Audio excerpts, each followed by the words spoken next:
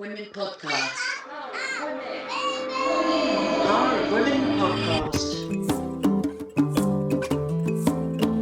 We're here at Olby's today for the next series of the Power of Women podcast. My name is Ruby Rare. I am an author and sex educator and podcaster and very enthusiastic Margate resident.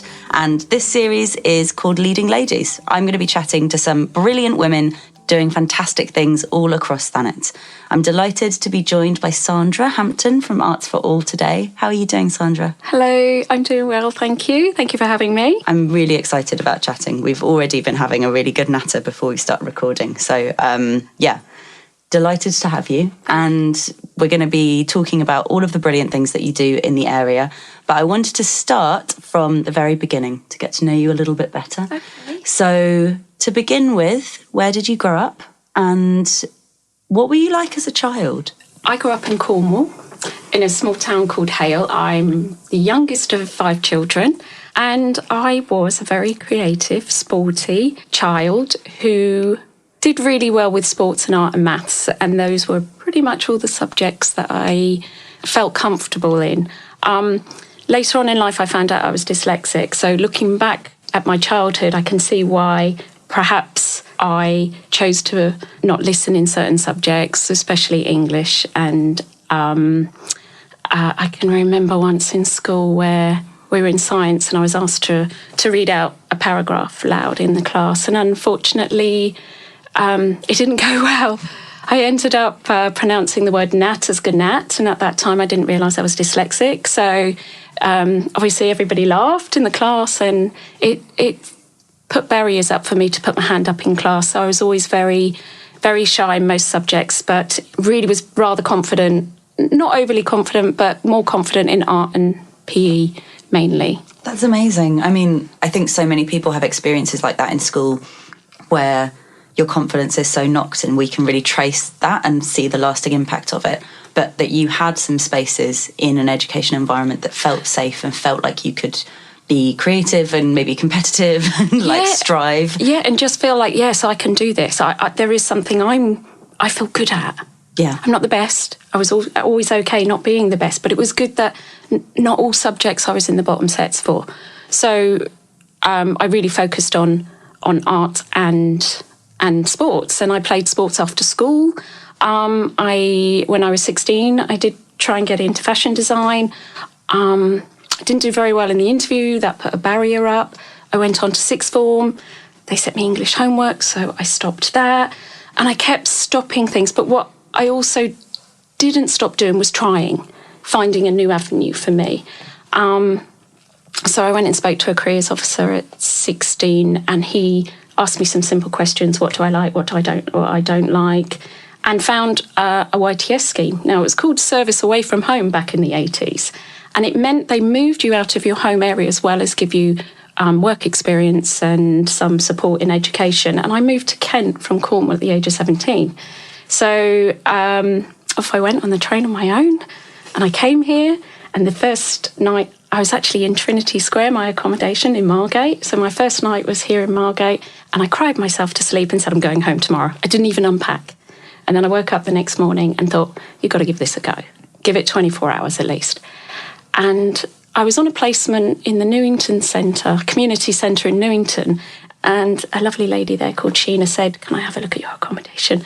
And she said, come with me, you're not staying here. And she supported me, she found me a great place to live.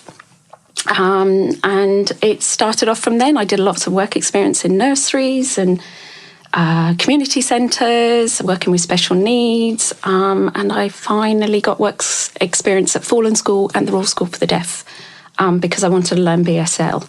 And then I became a classroom support worker for about 6 years, travelled overseas, came back, decided to go and get my fine art degree because I wanted to pull my creative skills with BSL and disabilities together, and became an art teacher at the Royal School for the Deaf and Westgate College. That's so amazing, Sandra. I feel really inspired hearing that because we're all it's been so lovely from the moment that we've met each other this morning. You're so passionate about these two areas and kind of how they collide in your life and in the world in general. And to be able to recognise that from such a young age and just continue on with that, and for the, you know, what that looks like exactly to keep evolving and changing, but for that passion to be there from such a young age is so exciting, because not that many people get that. Like, I know people who are like in their 40s and finally being like, oh, this is the thing that I love, this is what I want to do. Like, how amazing. This is what I'm good at. And I think I know my strengths quite well. I know that coming here today doing this podcast for me was a real challenge. And speaking about what I do in this format where it's recorded does give me quite a lot of anxiety. But I really felt like if I'm going to push the young people I work with into the community, then I've got to push myself. I can't support them and not do it myself. So I'm really, really pleased you've asked me here today, and just to be a part of my first podcast. And hopefully many more where I feel a bit more comfortable. Of course. And I'll get better. But also because of the community that I work with, I really want to show them that even though I'm nervous about doing something, and you can be, but together we're going to hold each other's hand and we're going to go out there and we're going to show people what we can do. Yeah. And actually being honest about nervousness is such a power in itself, because we're all nervous about stuff all the time.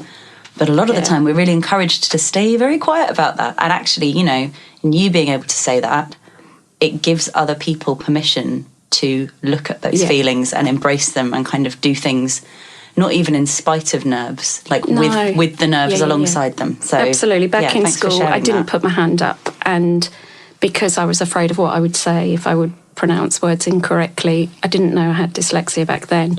But now I realise I have, and I know that if I just try my best and be honest and say, look, I struggle with those words. Even the words with intersectionality, no, I said that, but I have to really think about it and break it down and to be able to pronounce it, hopefully, correctly. Yeah, but honesty is so good with that. It's really nice to just be able to speak about that instead of it all existing in our heads. Yes. So I really want to talk about Arts for All, because kind of from your journey from teaching art. Yes. Where did Arts for All come from? And could you explain a little bit about what it looks like today? Well, I was given the opportunity at the Royal School for the Deaf to teach primary, secondary, sixth form and FE. So I worked with small groups of young people and children to be creative, to allow them to be themselves as artists, which can be quite difficult in school because you've got curriculum and coursework. But I'd always give them a part of the session where it was their choice. And that's when we saw these beautiful things happen. One young artist that I have is Nessie, and I knew Nessie at RSDC. So for her to come to Art for All now is wonderful. But the connection there is, at the end of the session, that's when Nessie came alive, when you just said, show me what you can do. And when she showed me what she could do, I could then very safely take her on a journey creatively. And now that's happening at Art for All. So to get back to how Art for All came about, the school and college closed December 2015, unfortunately, due to financial difficulties, and we were all made redundant, and children had no hearing impaired special needs school to go to. So it was really devastating for the families. Out of that, I went home, and my partner, Paul, said, you have an opportunity now. What do you want to do? And I said, look, I know I struggled with teaching, and I did. I struggled with it because I struggled with the restraints of curriculum and Ofsted and what was expected of us to teach these young kids. And I just wanted to let them grow as artists rather than saying, this is what we're learning today. This is what we're doing. Let's open the door and give you opportunities to choose and develop. And I said, I know I struggled with teaching, but deafness and art, this is my passion, it's what I love. And he very kindly said to make our homework for you. You know, we have all this space here. If you think you can make a go of it, do it here. So that was in the December. In the January, I started writing notes and brainstorming ideas, and I didn't know where to go. But I had told a few of the staff members I was going to start my own club. And one young lady, Hazel, rung me up and said, I'm working with Allegra over the weekend. Allegra has PAs that support her to live as independently as possible. Are you starting your art sessions? Can we come along? There's nothing all weekend for Allegra to do. Nothing. And I said, look, just come along. How much will it be? I said, nothing. We've just got to figure this out. Just come along on the Saturday. And that was our first session, was Allegra and I. And for 3 months, we ran it in my dining room. And then slowly pulled up the carpet, got all the resources in, and off we went. 3 months later, I had about 10 young people coming through the door, and we haven't looked back. We've just gone from strength to strength. We've just had our 6-year anniversary, and in the last 12 months has probably been our most successful in terms of competitions, submissions, exhibitions, art sales. We've gone from a little art club to what I like to think is a professional art studio for a group of young people whose common goal is let us show you what we can do. Yeah. And I think that agency there is so important, that it's kind of, you've created a space that is a community of really inspiring, like passionate artists, and to have a space where you can open the doors and let other people come in and see this space you've created. Yeah. That's really nurturing and really nice, because often it can be very intimidating. I so love to walk into an art space and be like, hello, I'm an artist, I can do this stuff. Like that's terrifying, at least for me. So to have that nurture and encouragement and to let people then like bounce from that off into the rest of the world is incredible. I love offering people the opportunity to come and see the studio, and I want people to meet the people I get to hang out with and create with, because I think their stories, we have a story that's art for all, but individually all the artists that come through the door have their own unique story. Their families have an amazing story to tell, and I think because they're young adults, there's an opportunity there, and I'm not sure how that will manifest itself into becoming perhaps a book or just some podcasts or something where we can teach other families who are just starting out with somebody who's hearing impaired with communication difficulties that there aren't limits. We only put limits on disabilities because of perhaps how we see a disability as something that, no, let's take that and move forward with it. Let's see what you can do. And we want to show people this is what you can do with your young person. Not everybody that comes to the studio is perhaps, in the eyes of others, naturally creative. They come for other reasons, whether it's because I'm a BSL user and I sit and listen to them and we have a chat and a cup of tea and then we make something. But that chat, that cup of tea, that time spent in that space creates something. Whenever I put on an exhibition, I'm always thinking about the young people. Can they access the building? Where's the light if I'm interpreting something for Instagram? Making sure that my BSL is as best as it possibly can be, because... and I've lost my train of thought. I do that so much. I'm so sorry. No, but I can see there was like there was so much excitement in your brain. There's so much that you take when you're in the studio. You think about where you're going to go next with the art now and the artists, and we just want to be able to tell the story so that we can encourage young families that perhaps have a young person with a disability and say, look what you can do creatively. Yeah. And what do you think that intersectionality between art and disability is somewhere that you exist all of the time? But I guess I'm curious to find out a little bit about, maybe if you want to share about some of your artists, of kind of what that springboard has done for some of the young people you've worked for. Yeah, absolutely. I mean, they all work at different levels. They've all got very different abilities. And I like to use that word ability. I like to use the word unique ability. So that when we put on a show or we go into the community, the first thing you see is the artwork. And the artwork's amazing. Sorry, I get very emotional about the artwork. The artwork is really beautiful and bright and eclectic, and you walk into the space and you don't realise. I'm so sorry. Don't apologise. I guess I just feel like anybody who is passionate about what they've experienced and having barriers, that with the right resources in place, things can happen. And if we just open our minds a little bit to what can happen. And I have seen some of my artists just respond to me in the space. And they're not interested in having their work on display. They're not interested in being promoted on Instagram. Everything I do I try and get their permission to do it first. So we have one young person who's not interested in being on Instagram or anything. They're quite happy coming in, they have their chat and we make something. They allow me to photograph their artwork and try and sell it for them. But at the same time, they're okay with that's enough. And then we've got other artists who, for the first time, Katie, who does a lot of our bird paintings, she's just completed her first commission for herself independently, completely independently. So somebody's asked her to paint.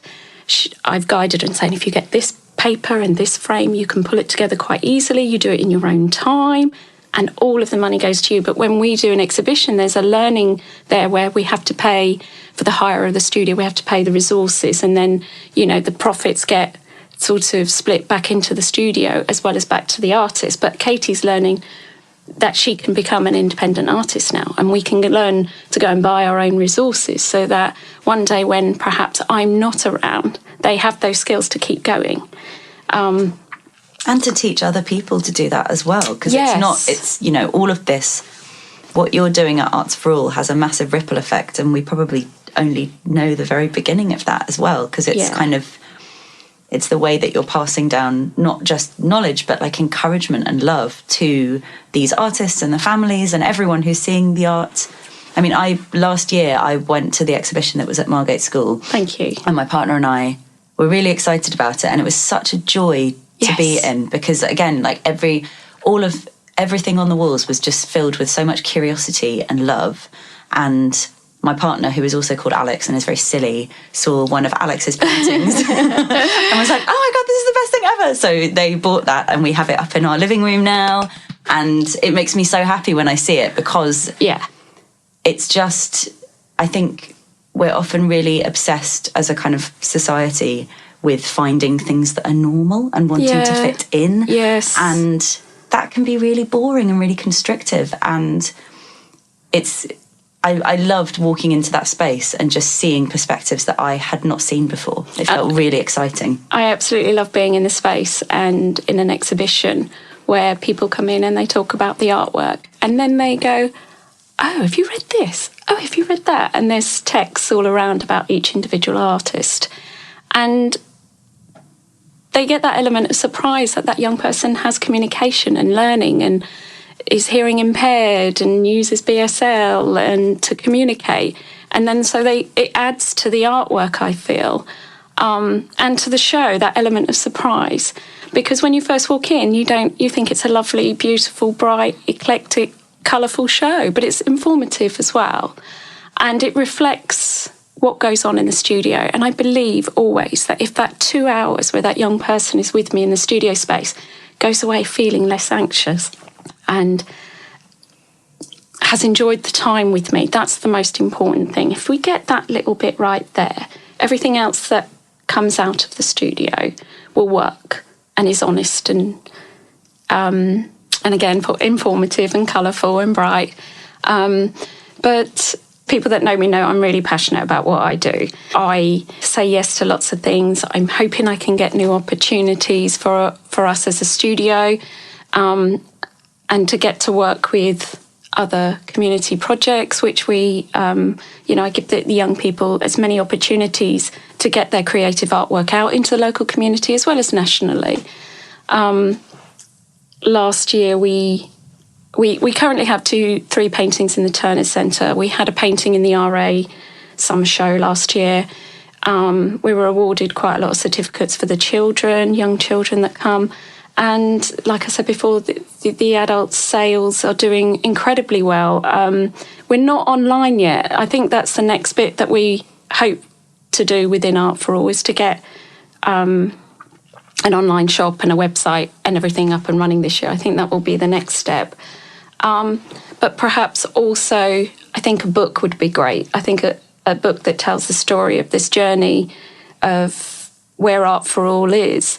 It is called Sandra Art for All, and the only reason it's called that is because when I started Facebook, there was an Art for All group, so it had to have something else on there. So I put my name on there. So we're looking at hopefully maybe coming up with, we're more established as a studio now, so I think I'm looking at Studio Art for All or Art for All Studio. So we're probably going to change our name soon. So Sure. Things like that. That's so lovely, though, to be thinking about what you've clearly done is established a really tight community there. And I think that stuff has to come first before you start branching out and looking at what else you want to do and how you want to spread this further. And obviously that's kind of the heart of everything that you do. Yeah. So I didn't feel that it was going to be like that in the beginning. I thought there'd be a high turnover and you're always going to have to get new artists back in. But no, they can't. The majority of the young people are actually ex-pupils of mine from the college, so I did know some of them well. And I actually did seek out Alex Mortimer, tried to find his mum for about 6 months and finally found Alex, because I remember Alex very well at the college. So to have Alex at the studio, he lives with a young man called Gareth, and so the care home said it was any chance we could try Gareth. And I said, yeah, come along. Within 5 minutes, I know straight away if I feel I can help that young person or not. And so Gareth is here now, and they've all been coming for nearly 6 years. They check the diary that they're coming, or if I'm on holiday, they check the next month just to make sure they're coming back. And all the time I ask them, do you want your name? Do you want to book in or not? Do you want, as much as I can, I want them to have ownership of what they can do. But it is with support. It is guided. I do guide them with their art practice to be as independent as possible in a safe way. So, like I said, I have one young man who doesn't really want to be a part of the exhibitions, and I hope one day he will. Hope one day. But if he doesn't, it's okay, as long as I keep trying. Yeah. But without trying to push them to feel uncomfortable, because again, I guess I understand what it's like to be pushed to feel uncomfortable in certain situations. It's a reflection, I guess, of who I am and understanding their needs.